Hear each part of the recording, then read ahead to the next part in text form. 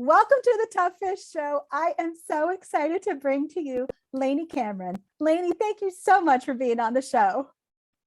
I am so honored that you invited me. I'm just super excited to be here chatting with you. Oh, I'm so glad you are too. And I would love for you to start with sharing, how did you get into writing? So it's funny, we were just talking a little bit before we got on about imposter syndrome. And this is actually a topic that I have a little bit of imposter syndrome on. And you'll listen to the end of this and go, that's funny that you have imposter syndrome. But like, I listen to other writers who say, you know, at 8 years old, I wrote my first journal and I wrote in first person and I wrote every day. And I've been writing since I was, 4, 5, 6, 8. And although I worked in marketing for 20 plus years in Silicon Valley, and I did like copy editing and copywriting and advertising and very technical white papers sometimes that were very long, I actually didn't start writing fiction until 5, 6 years ago. I had just finished a job, a very stressful job in tech for a startup where I was leading the whole marketing team. And I had this idea for a novel. And let me tell you that it is the scariest thing when you're later in your career. So I've been doing what I did in Silicon Valley, running tech marketing for, 20 plus years, to do something that you're going to be abysmal at because you've never done it before and you're starting from scratch and everybody's first draft is abysmal, right? And so it's like the biggest case of imposter syndrome slamming you sideways, because just when you thought you mastered life and you knew what you were doing, you start at the beginning with something where I knew I would have to learn all the craft of storytelling and pacing and how to get the character on the page and how to make them relatable and all of that. And so it's funny, I actually do have a little bit of imposter syndrome because when people ask me about the book, I'm like, I went all out to learn. I went into this full time. I put all my energy into learning. I, in some cases, did too much learning. If we should talk about that, I actually don't recommend doing some of what I did in the learning side. But the funny thing is, like, this book has done so well. It's won 11 awards at this point. But I still, when people ask me this question, go like, but I should be able to answer that, I've been writing since I was 6, right? And that's the only valid writer type out there. But the honest truth is, I had a lot of learning to do, and I didn't learn to write fiction until 5, 6 years ago for the first time. Okay, then I would love for you to talk a little bit about, to your point, about the learning and how much is too much, or even like where you said that there were some things that you wish you didn't do or what have you. Yeah, could you talk a little bit about that? Like, how did you know where to totally. start for learning? So the first thing I always tell people, and I learned this over time, is don't try to learn things before your first draft. Your first draft is just you working out what you want to say. You're getting that story on the page, and even your revisions will help you refine what you truly wanted to say. But if you try to write correctly in your first draft, and we can define what correctly is, but whether it's trying to have perfect language or trying to do the research or trying to even make sure that the plot has no holes and makes sense, you're just going to stymie yourself. And so many writers are learning this right this month during NaNoWriMo in November. What happens is it gets you out of your head and forces you to just put the words on the page. Now, I kind of got that right. I did just put the words on the page. I didn't know the ending. I didn't know if I had an ending, but I did finish the book. And then I did the thing I do not recommend anyone to do, which is I went and read every craft book under the sun. I think I read like 30 or 40 different craft books, all the big names. And I'm kind of a data geek. So I was like, I will read all the craft books and I will reconcile all of the data and I will work out how to make my manuscript good. Oh, no.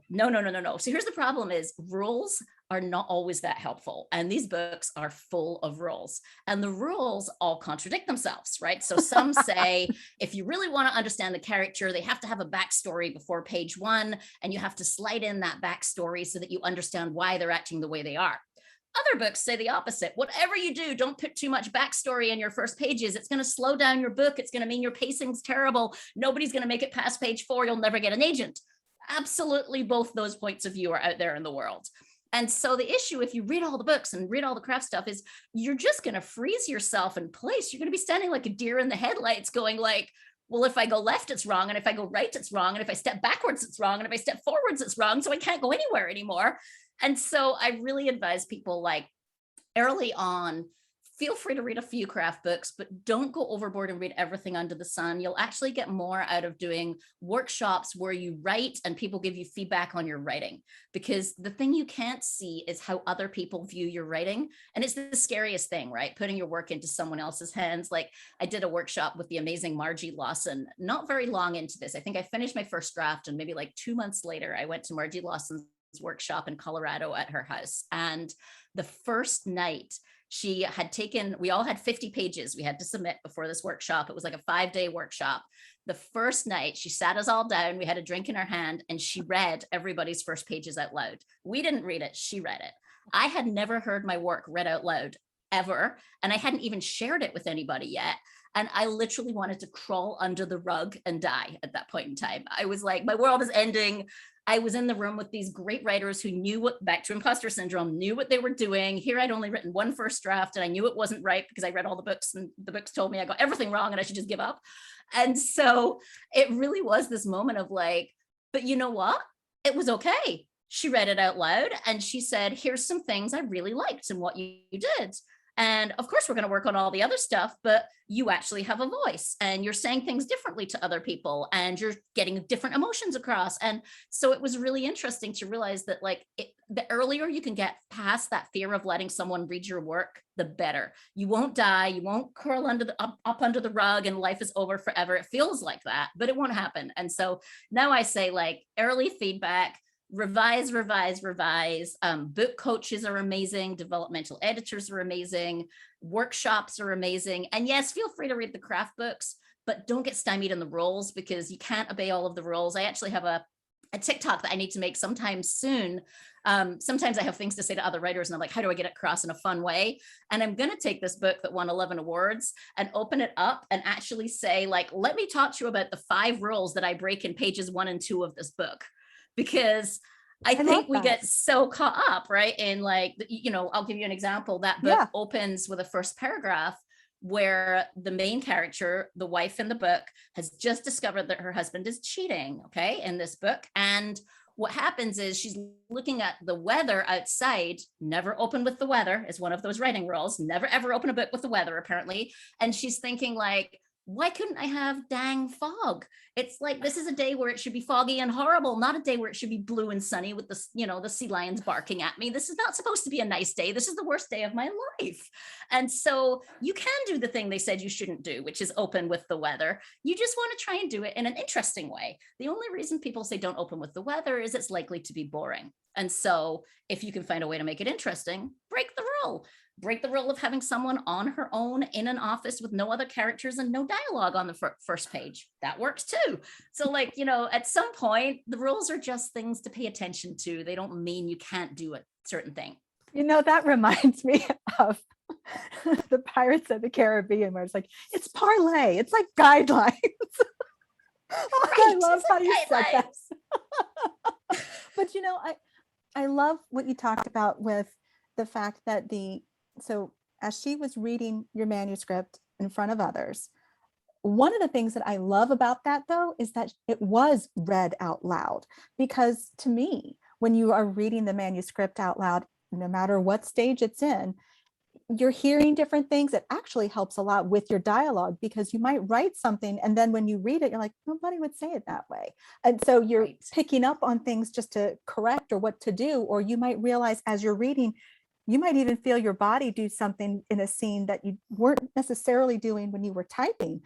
But by reading it out loud, you realize, oh, that shoulder shrug moving back will add to this if I show a little bit more here, or I write it in such a way like this. You know, if I feel my face doing something, I have this eyebrow arching as I read something, it's like, oh, maybe I should be weaving something, because it becomes real.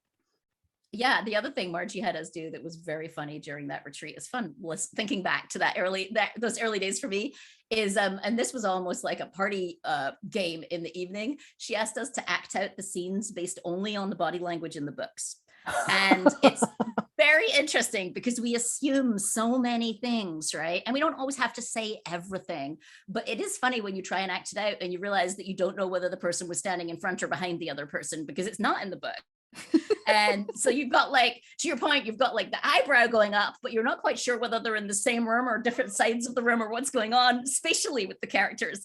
Yes. And so when you try to act that out, it's so funny. I mean, it was like at points, it was like a little bit of a game of Twister, you know, pre-COVID, where we weren't quite so worried about getting close to each other. But at points it was kind of like we were all twisted over each other going, this makes no sense. We're going to have to rewrite that one.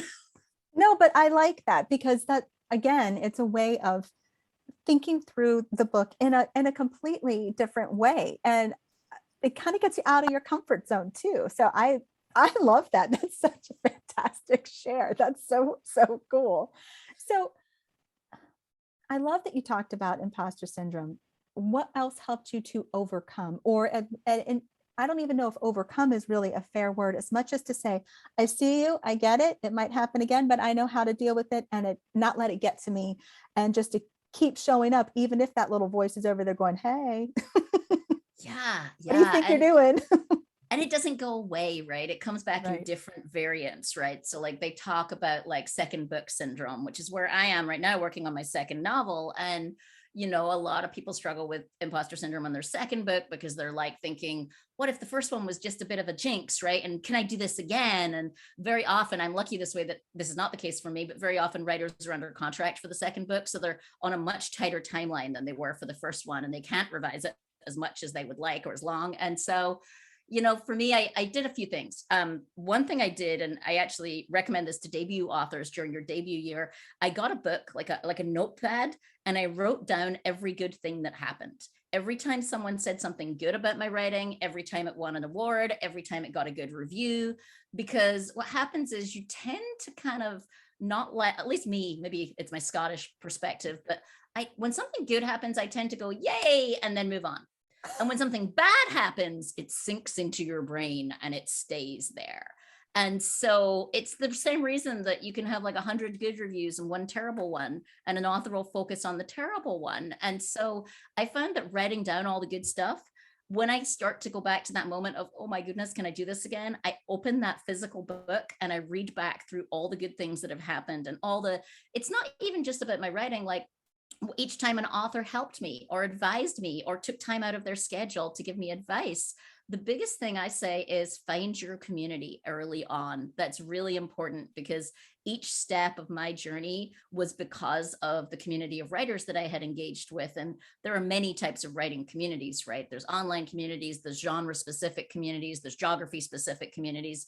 In my case, I got very engaged with women's fiction writers, which is a genre community, Women's Fiction Writers Association. But like everything from how to find the right beta readers, how to work out the right publication path for my book, and more importantly, other writers being really blatantly honest about how they went through some of the same challenges and how they got through them. And that really helped me to realize that I wasn't alone, that these things I was struggling with, that everybody, even the biggest best-selling authors, has been through so much rejection, right? Like, I think we want to believe that when we look at someone else's highlights roll, that their life was easier than ours. But when you dig onto the covers, that's almost never the case. Yeah.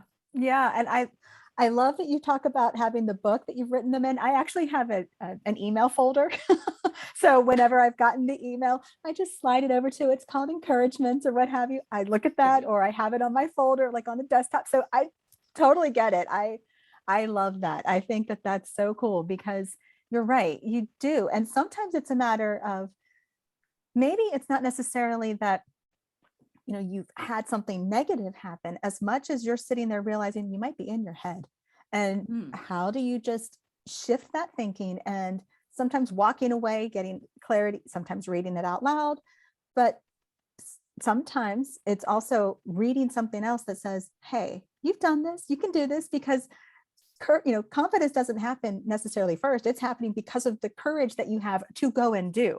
So Right. You're building it because you are taking the action. So all of that folder is indicative of the actions you've taken and that you can continue.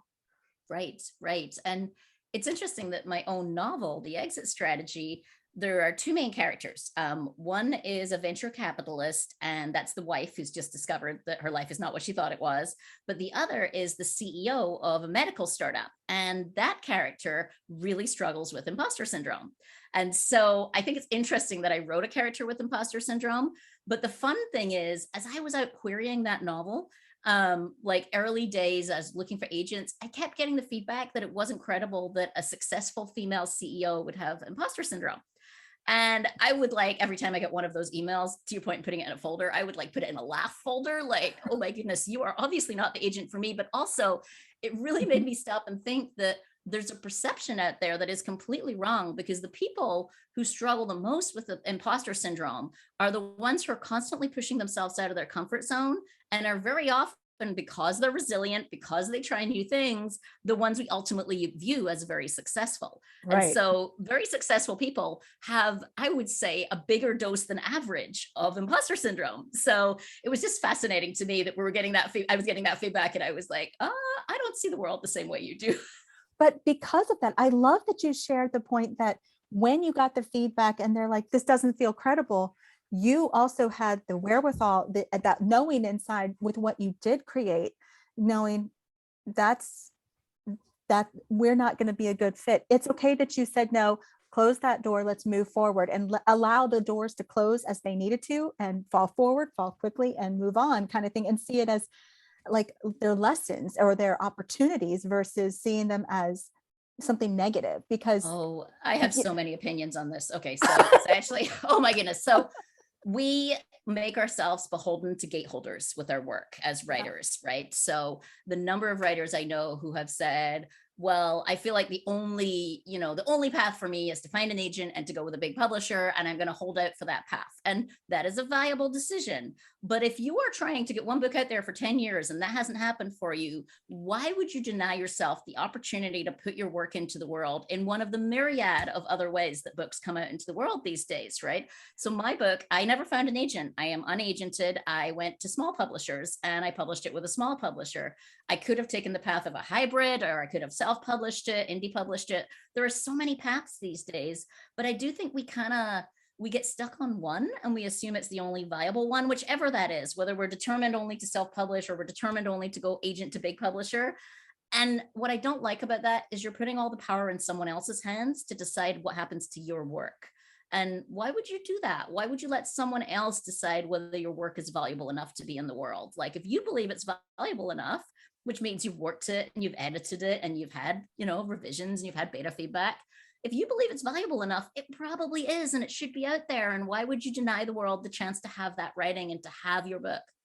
I love that you said that, because it can be disheartening when you do pitch and you get a negative, and I say negative meaning, no, we're not interested, or something more specific like, oh, this isn't salacious enough, or oh, it's not believable enough. And it's like, oh, but why does it have to, why not appreciate the story for what it could be too? Because if I just think that that's such a great point. I really do, especially the when you get the negatives kind of thing.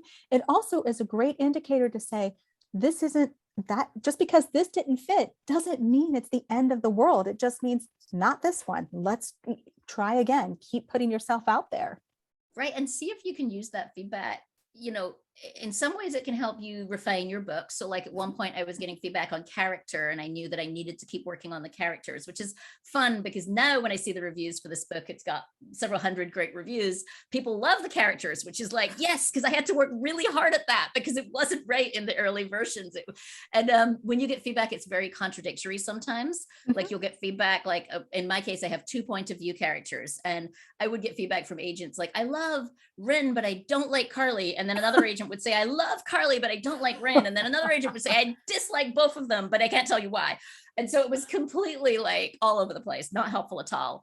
But the other thing it can sometimes help you with, and this is not always, but sometimes it can actually help you to find your voice and find where your book does fit. So instead of listening to where people are saying no, listen to where they were pointing that it might be a yes, because very often we try to slip our books into the wrong categories, or we try to make it something it's not. People are buying suspense, so I'm going to call it a suspense. But then it doesn't quite fit in suspense because we feel like it needs to be in one box, right? It has to be neatly in a genre box, and we want it to be in a big selling box. And even publishers do this. They'll take a book like, there's a few women's fiction novels out there which are more about the emotional journey, and they've been put in rom-com categories. And it doesn't always serve the book well to do that because the readers have expectations of a category, right? So if you write a suspense where it's not suspenseful, at some point your reader's going to be frustrated that it's not what they were expecting, right? Right. The same if you write a murder mystery and nobody dies, right? Everybody's going to be like, what's wrong with you? It doesn't mean it's a bad book. It just means it didn't belong in that particular category. Right. And you were sending it to the wrong people, targeting it at the wrong target audience. Right. Right, exactly. But in the same breath, when you're getting the feedback, for instance, if you get something with some specificity such that it does help you in a constructive way, even if you don't apply it all, but you read it and go, so for instance, you got feedback that said, we don't like Ren, but maybe there was some specific guidance and you said, can I do a little bit with this? Is it something that maybe I could do with that might improve it for myself so that I feel good about it? That's a totally different perspective, and that is a different decision that you're making for yourself and for your book versus saying, well, because they said so. No, you have, because you could easily look at that and say, I appreciate it, that's good feedback, but I don't feel I need to incorporate that because the character or the story or that scene Oh, is where it needs to be I'll for give me. you an example. I got feedback on Rin, who is a character who does not have children. And I got a lot of feedback that said, and it's the opposite. Carly, who's the CEO, is a single mom with a little boy. Okay. She's very easy to relate to for that reason. She was much easier to write as a character. Rin is late 30s, going on early 40s, has chosen not to have children. She's focused on her career. I had the hardest time making that character relatable. And a lot of people said, well, she needs to have kids. That's the only way you're going to make her relatable. And I was determined not to listen to that feedback because I was like, no, that is not the character I wanted to write. And that's not how I see the world. And no, I'm going to find a way to make her relatable, even though she doesn't have children. And it sounds ridiculous when I say it out loud, but I got that feedback a lot. Like, goodness gracious, many of my friends and myself, like, it's so bizarre. But the thing that I found is actually that was where I needed help on when I started getting feedback on character and I couldn't work out where to go with it. That was where I turned to a developmental editor like yourself, because that was the point where I couldn't, like, I'd had the beta feedback. It was no longer helpful. My beta readers all thought it was great. I knew there was a problem, but I could not diagnose it. And sometimes you're too close to your own work Yeah. and you're not going to be able to see it because, like, in my head, this character has all this backstory and all of these things that maybe aren't on the page. And so only someone who is a little bit farther from your work can help you see what's really happening with it sometimes. But also someone who can also be creative with you in the solution, not just simply say, well, that character needs more of this.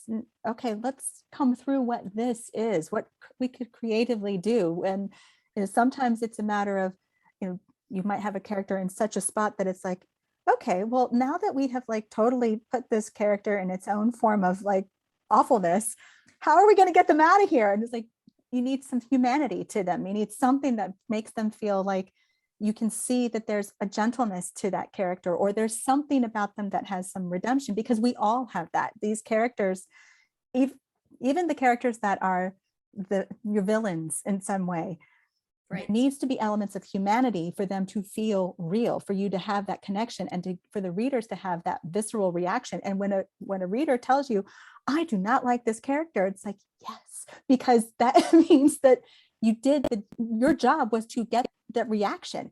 And so be it if they don't like it, because that's necessary to move the plot forward. So to your point, sometimes you need that extra perspective just to help move it the way you need it to, if it's kind of feeling a little stuck. Yeah, no, I definitely, and in the end with this novel, what I did is went back and actually put more backstory in to help the reader understand why Rin, the character in her late 30s, who was a venture capitalist, was the way she was, because she's in this completely men's world, this really sexist environment. And I'll give you an example. At one point, some of my beta readers said, I don't understand this really horrible thing where it happens, where she finds herself across the negotiating table from her husband's mistress. And that is the beginning of the book. That's the opening pages of the book. Mm-hmm. And some of the people who read the book early said, I don't understand why she doesn't cry. Like, if that were me and I were put in that situation, I would cry. And I realized that this world that I come from in Silicon Valley, in this corporate world, which is just a super sexist environment, people don't all come from that world. And I couldn't just assume that everybody understood the context. So I actually had to go back and work in things that I thought were super obvious. I was afraid that I would almost be like offending my reader by pointing out the obvious, but it turned out it wasn't obvious at all. I was the only one who thought this was obvious. And so I actually had to go put a lot more backstory in so that the context was more obvious. So yeah, that was a good learning for me on, like, sometimes you kind of are too close to it and you assume things that your reader doesn't have that background, and you have to give them that context.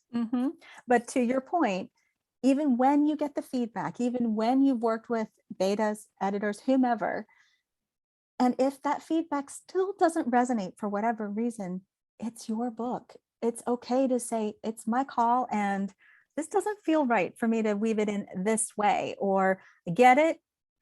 I'll see what I can do with that. I appreciate that feedback, but I can't do it exactly like you're describing, or it doesn't feel right with that example. I need something different. That's a very viable reason to choose a publishing path that might not be agent big 4, is it now 3? It keeps changing publishers. Because I see this a lot. So I have a podcast called The Best of Women's Fiction, where I interview women's fiction authors. So in the genre that is women's fiction, and I try to pick people that I feel represent the best out there, whether they're award winning or they're best selling or their debuts, but they've got something special and unique to their book. And very much we talk about, one of my favorite questions to ask is, how did this book change during editing? Like, because books change so much, right? Point of view characters get nixed. The whole structure changes, the whole thing is rewritten from scratch. And I asked that question because first, I'm fascinated to see how they changed, but it's really interesting what it brings up. And sometimes it brings up where a writer will say, you know, I was traditionally published for my first 4, but this one, I actually decided to self-publish because I didn't want to put it in the mold that other people thought this book should be. And I had a perspective on the book I wanted to write. And the only way I was going to be able to do that was to take it out as an indie published book where I got to be pure to what I wanted to do. And so it's very interesting that these things kind of collide, right? This idea of sticking with what you want to write and choosing the publishing paths. And you can do, you know, many or all of them over time. But I do think it's interesting that very much I see, as writers are talking about how they edited, that it also kind of correlates with this question of how they take it out to the world. I love that you said that. I think that that's just yet one more reason that goes back to your point earlier about staying open to the different paths so that you are honoring what truly is right for you in that space, in that moment, and for that book. You can have different paths for different books, and that's totally okay too. I love that you've said that. Thank you so much for sharing that. And because sometimes you need that reminder. Sometimes you need that to know that somebody else says that or thinks that, and it's like, okay, I'm not the only one. All right. And even if you're doing it, it still is nice to hear when you feel like somebody else gets it. I understand that somebody else gets it in the world. Somebody else understands what I'm trying to do. Right. And the other thing I love that writers very often share on the podcast, and these are very short, they're like 15, 20-minute interviews. And I love that writers often share their biggest challenges, like where they feel like they fell down and it didn't go quite right. Like Camille Pagan, who is one of my absolute favorite authors. She's got many, many bestsellers. She sold millions of copies at this point, but she shared like a moment in her career where she thought it was all going to be over early in her career because things didn't go as she wanted. And I loved her for sharing that, because it's so easy to look at these super successful people and think it was easier for them than us. And so I love when authors come on and they share what was hard for them along the way. Yeah, absolutely. Absolutely. Lainey, thank you so much for being on this show. I have so loved this conversation. Such awesome wisdom and nuggets. Thank you so much. How can people connect with you, and where can they get the exit strategy? Sure. So I'm going to give you a couple of different places to connect. So to connect with me as an author, that's going to be Lainey Cameron. So if you go to my website, you can find all my social medias, laineycameron.com. I'm big on Instagram. That's mostly where you'll find me. I travel the world. I'm a digital nomad. I live in different locations. So I love sharing my travel adventures as well as my writing progress. So laineycameron.com. You can find my Instagram and all my social media. And then for the podcast, if you'd like to listen to the podcast, it actually has its own presence at bestofwomensfiction.com, www.bestofwomensfiction.com, and you can find all of the presence there. And I will just say that I love answering questions. If you're a writer and you have questions or you're wondering about something, I end up answering a lot of marketing questions among other things. But if something came out of this interview that makes you wonder, just reach out to me. I'm always happy to chat or answer questions. And where can they get the book? The book, important question, right? Like I was saying before we got on, sometimes I think I forget to talk about my own book as well. So the exit strategy, you can find it pretty much anywhere books are sold. It's a small publisher book, so you're going to find it on all the online venues. You won't necessarily find it in bookstores because of that small publisher. Most small publisher books tend to be online, but you can find it Amazon. There's an audio book, which you can get on Audible, Libro.com. You can find it on barnesandnoble.com. I think it's on target.com. And if you go to my website, you can get to all the purchase links, but pretty much all the online forums, you'll find paperback and ebook and also audiobook. That is awesome. Lainey, thank you so much for being on the show. Thank you. This has been a blast.